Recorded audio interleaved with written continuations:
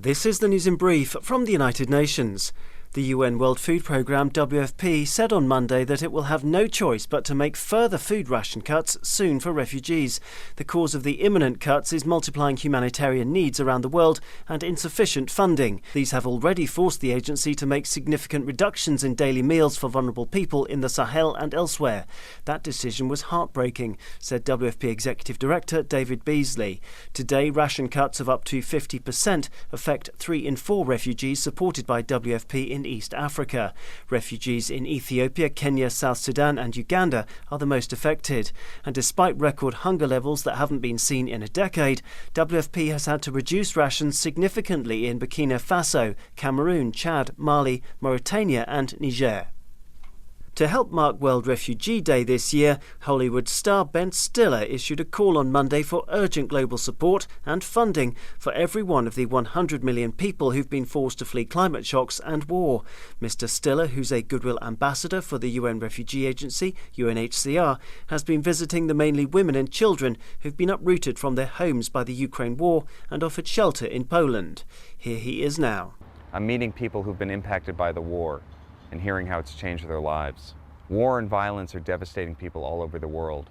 Nobody chooses to flee their home. Seeking safety is a right, and it needs to be upheld for every person. UNHCR Chief Filippo Grandi warned that forced displacement continues to outpace solutions for those on the run, although some countries have taken the lead in helping them. This includes Côte d'Ivoire, where more than 310,000 Ivorian refugees, or 96% of those displaced, have returned home voluntarily in the last decade after fleeing conflict. For refugees who've chosen to remain where they are in host countries in the West Africa region, Mr. Grandi congratulated governments that had encouraged their integration by offering them help to establish themselves. The Secretary-General has condemned an attack on UN peacekeepers in northern Mali that's claimed the life of a blue helmet.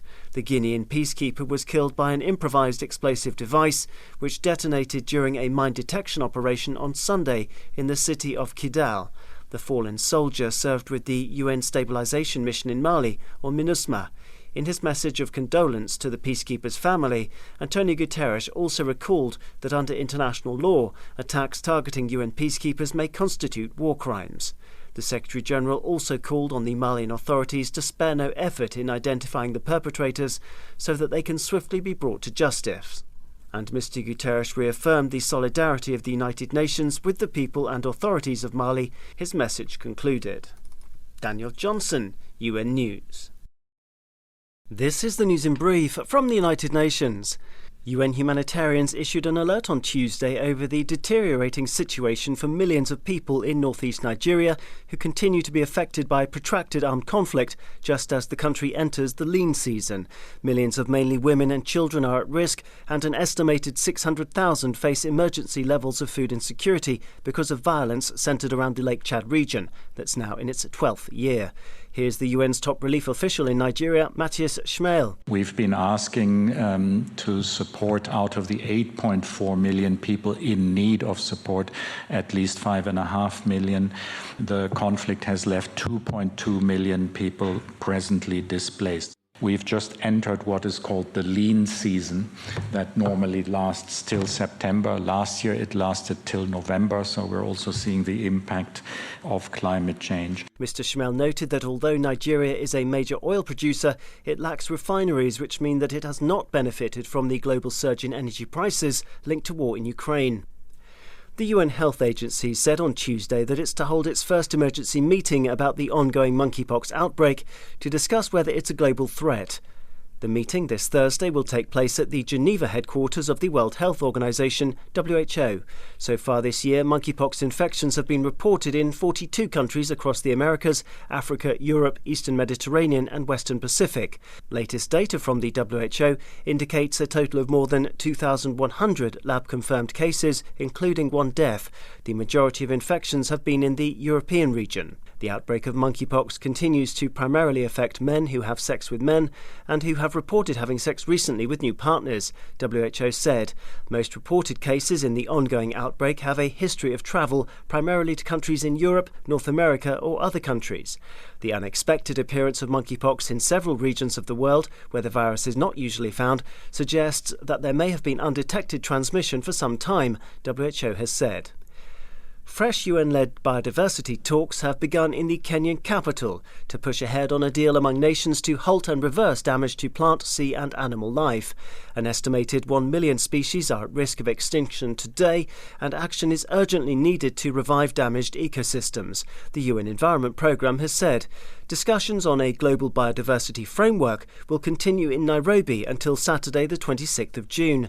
Delegates already agreed on a draft text at talks in Geneva in March, which included targets that will involve taking urgent action on species recovery and conservation and on reducing the level of damage caused by human activity. The overall aim is to halt biodiversity loss by 2030 and achieve recovery by 2050, which will require additional investment of around 1% of global GDP. One of the most important targets yet to be agreed is the requirement that all nations keep 1/3 of their land and seas free from development. If the Nairobi talks are successful, adoption of the UN Convention on Biological Diversity is scheduled to take place in Canada this December. Daniel Johnson, UN News. This is the news in brief from the United Nations. Human rights for migrants in Greece have been center stage for UN-appointed independent human rights expert Mary Lawlor during a 10-day visit to the country, which concluded on Wednesday. Noting that its current migration policy is having a suffocating effect on rights defenders, she urged the authorities to shift towards one that supports human rights at its core. The Special Rapporteur issued a statement decrying how the government frames migration as a matter of security and prevention. She said this had fostered an atmosphere of fear, particularly the criminalization of refugees, asylum seekers, migrants, and human rights defenders acting in solidarity with them. Ms. Lawlor urged Greece to instead use an open approach, with everyone working to promote human rights no matter the issues concerned. Turning to Iran, Ravina Shamdasani, the spokesperson for the UN Human Rights Office OHCHR, expressed deep concern on Wednesday that 8 prisoners convicted of burglary will likely have their fingers amputated.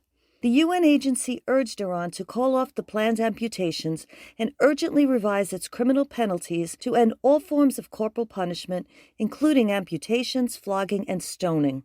The 8 men were sentenced to have 4 fingers on their right hands completely cut off so that only the palms of their hands and their thumbs are left. Iranian civil society organizations report that between January 2000 and the end of September 2020, at least 237 people were sentenced to amputations, at least 129 of which were carried out. Ms. Shamdasani reminded that Iran is a state party to the International Covenant on Civil and Political Rights, which, under Article 7, prohibits torture or other cruel, inhumane, or degrading punishment, and should respect its obligations under international human rights law. Turning to the environment, the UN Agriculture Agency, FAO, and European Bank for Reconstruction and Development launched a new report on Wednesday on how to take more harmful carbon dioxide emissions out of the food chain. Investing in carbon neutrality, Utopia, or the New Green Wave, identifies 5 actions to move the decarbonization agenda forward. It argues for strategically targeting carbon neutrality, standardizing methods, promoting sound governance, supporting companies and farmers to decarbonize, and better education programs. Noting that by 2050, the number of chronically hungry people could rise to 1 billion, FAO Investment Center Director Mohamed Mansouri underscored the need to increase investments, knowledge, and innovations to make agri-food systems greener, more resilient, and more productive. Liz Scafidi, UN News. This is the news in brief from the United Nations. A day after a deadly earthquake hit eastern Afghanistan, killing at least 1,000 people, UN humanitarians confirmed on Thursday that more emergency relief has been deployed to help affected communities. The World Food Programme, WFP, said that 18 trucks were being sent with food and logistics support. This includes high-energy biscuits and mobile storage units. WFP plans to provide emergency food to an initial 3,000 households and is ready to ramp up its support once it has more information. The remote districts of Gian and Barmal in Paktika province and Spera in Khost province were among the areas worst hit after the 5.9 magnitude quake struck in the early hours of Wednesday morning while people were sleeping. In Barmal, more than 70% of homes were completely destroyed. At least 1,000 people have reportedly been killed, with 2,000 others injured, and WFP said in a statement that rescue efforts have continued to be hampered by heavy rain and winds, as well as poor internet connectivity. The disaster has added to Afghanistan's existing unprecedented crisis, the UN agency noted, referring to the 19 million people who face acute hunger across the country because of drought and the economic crisis linked to the Taliban takeover last August. Because of the global hunger crisis, every single minute one child is pushed into life-threatening severe malnutrition. That's the alarming message on Thursday from UN Children's Fund UNICEF, which issued the alert for 15 countries in crisis where the situation is worsening. The UN agency warning comes as world leaders prepare to gather for the G7 summit in Germany in coming days. UNICEF has called for $1.2 billion to meet urgent needs of 8 million children at risk of death from severe wasting in 15 mainly African nations, such as Burkina Faso, Chad, Kenya, Somalia and Sudan, but also Afghanistan and Haiti.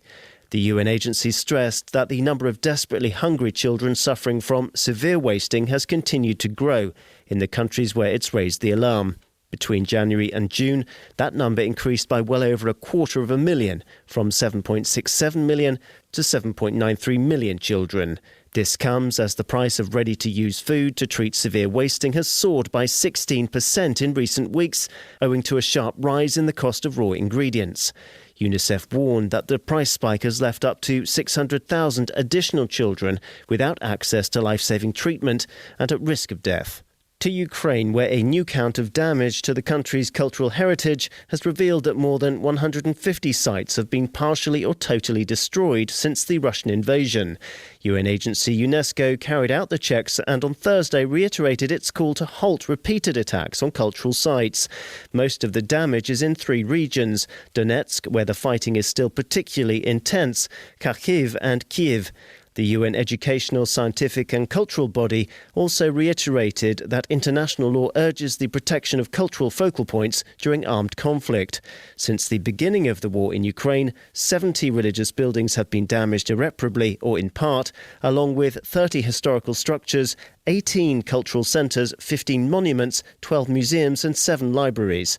In a statement, Director General of UNESCO Audrey Azoulay insisted that cultural heritage in all its forms should not be targeted under any circumstances. Ms Azoulay cited the Hague Convention for the Protection of Cultural Property in the event of armed conflict as the guiding international humanitarian law on the matter. Daniel Johnson, UN News.